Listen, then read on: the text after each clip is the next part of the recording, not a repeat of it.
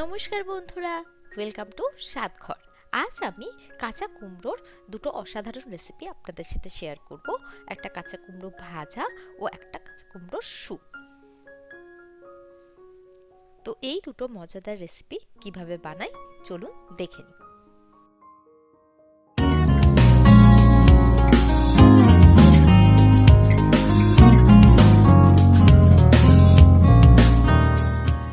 একটা সবুজ কুমড়ো নিয়ে নিয়েছি, বাজারে এটা খুব সহজেই পেয়ে যাবেন। এইভাবে দুটো সমান ভাগে ভাগ করে নিচ্ছি, যাতে একটা হাফ দিয়ে আমি ভাজা দেখাতে পারি আর একটা হাফ দিয়ে স্যুপ দেখাতে পারি। এটি খেতে কিন্তু খুব অসাধারণ হয়।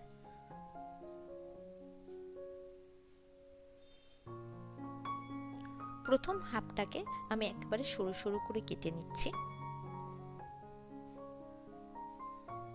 আর দু তিনটে কাঁচা লঙ্কাকে চিড়ে নিয়েছি। রান্না করার জন্য আমি শুধু কালো জিরে, নুন আর হলুদ এক্সট্রা ইউজ করব, আর কোনো জিনিস লাগবে না। প্রথমে সবুজ কুমড়ো ভাজা দেখাবো। তার জন্য কড়াই গরম করে 2 চামচ সর্ষের তেল দিয়ে নিয়েছি।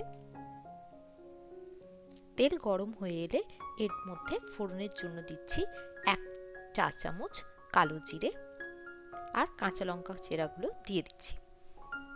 30 সেকেন্ড ফোড়ন ভেজে নেব।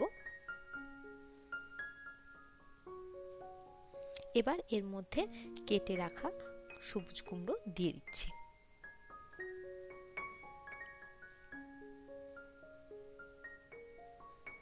দিয়ে ভালোভাবে তেল ও লঙ্কার সাথে ভালোভাবে মিশিয়ে নেব।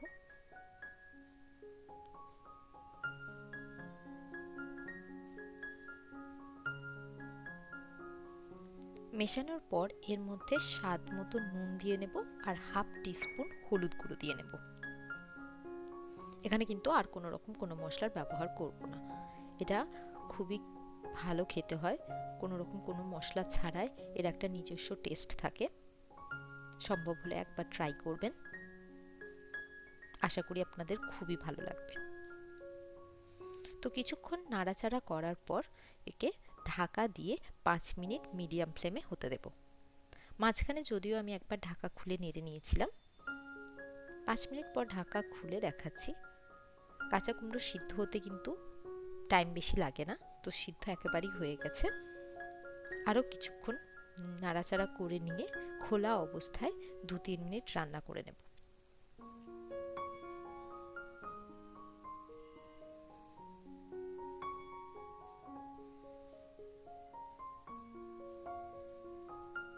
এবার গ্যাস অফ করে রেখে দেব 2 মিনিটের জন্য। তারপর আপনাদের পরিবেশন করে দেখাবো।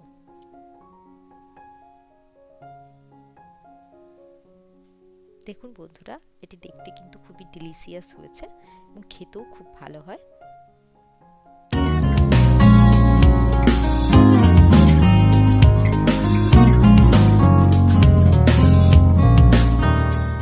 এবার সবুজ কুমড়োর স্যুপ বানিয়ে নেব বাকি হাফটা দিয়ে।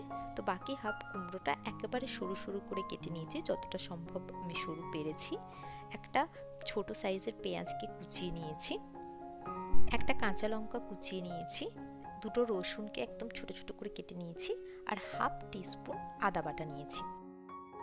স্যুপ বানানোর জন্য কড়াই গরম করে নিয়েছি এবং এর মধ্যে 1 টিস্পুন হোয়াইট অয়েল দিচ্ছি। সাদা তেলের ব্যবহার করেছি, আপনারা সর্ষের তেল বা অলিভ অয়েলও ব্যবহার করতে পারেন। এর মধ্যে খুব অল্প পরিমাণ ফোড়নের জন্য জিরে দিয়ে নিচ্ছি। এবার এক এক করে রসুন, আদা ও পেঁয়াজ দিয়ে সেগুলো ভাজতে শুরু করব। কাঁচা লঙ্কা কুচিগুলো দিয়ে নিচ্ছি। এখানে ঝালটা কিন্তু আপনারা আপনাদের স্বাদ মতো ব্যবহার করবেন।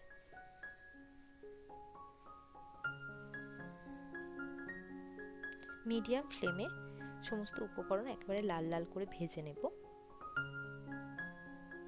খুন্তি এভাবেই চালাতে থাকবো, না হলে কিন্তু পেঁয়াজ পুড়ে যাওয়ার চান্স থাকে, কারণ তেলের ব্যবহার খুব অল্প করেছি। কিছুক্ষণ পর রং বদলে গেছে।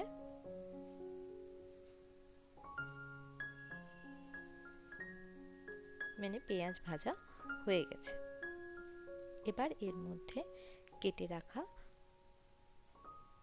কুমড়ো দিয়ে দিচ্ছি। বা নাড়াচাড়া করে নিচ্ছি।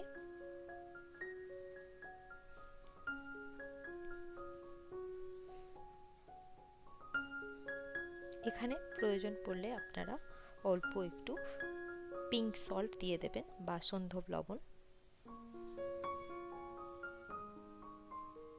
ঢাকা দিয়ে সিদ্ধ হতে দিচ্ছি। 2 মিনিট পর ঢাকা খুলে আর একটু নাড়াচাড়া করে 2 মিনিটের জন্য ঢাকা দিয়ে নেব। তাতে কিন্তু কাঁচা কুমড়োটা হালকা ভাজা ভাজা ও অর্ধেক সিদ্ধ হয়ে যাবে এবং কাঁচা কুমড়োর যে একটা গন্ধ থাকে সেটাও চলে যাবে। 2 মিনিট পর ঢাকা খুলে নিয়ে নাড়াচাড়া করে নিচ্ছি। এবার এর মধ্যে স্যুপ বানানোর জন্য জল দিয়ে নেব হাফ কাপ। জল দিয়ে ঢাকা দিয়ে 2 মিনিট সিদ্ধ হতে দেব।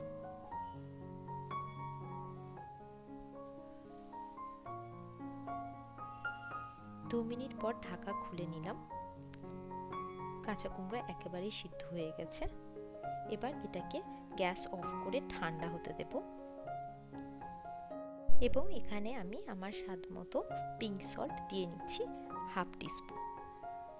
এবার ঠান্ডা হওয়ার পর একে আমি একটা মিক্সার জারে ঢেলে নিয়েছি। এর মধ্যে 1/4 টিস্পুন গোলমরিচ গুঁড়ো দিয়ে নিচ্ছি ও একটা হাফ লেবুকে স্কুইজ করে লেবুর রস দিয়ে নিচ্ছি। এতে স্যুপের টেস্ট আরও বেড়ে যাবে। এবার এটাকে মিক্সার গ্রাইন্ডারে মিক্স করে আপনাদের পরিবেশন করে দেখাচ্ছি। দেখুন ঘনত্বটা কিন্তু খুব সুন্দর এসেছে এবং কালারটাও খুব ভালো হয়েছে আর খেতে তো খুবই অসাধারণ হয়। এটি আপনারা লাঞ্চের আগে স্যুপ হিসেবে নিতে পারেন বা ডিনারে নিতে পারেন। যারা ওয়েট লস করতে চান তাদের জন্য তো এটি একটু অসাধারণ রেসিপি। অবশ্যই একবার বাড়িতে ট্রাই করবেন এবং কেমন লাগলো জানাবেন। ধন্যবাদ বন্ধুরা।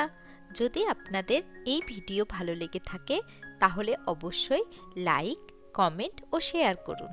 আর এই রকম সহজ পদ্ধতিতে রান্নার নতুন নতুন রেসিপি পেতে আমার চ্যানেলটি সাবস্ক্রাইব করুন এবং পাশে থাকা বেল আইকনটি ক্লিক করুন।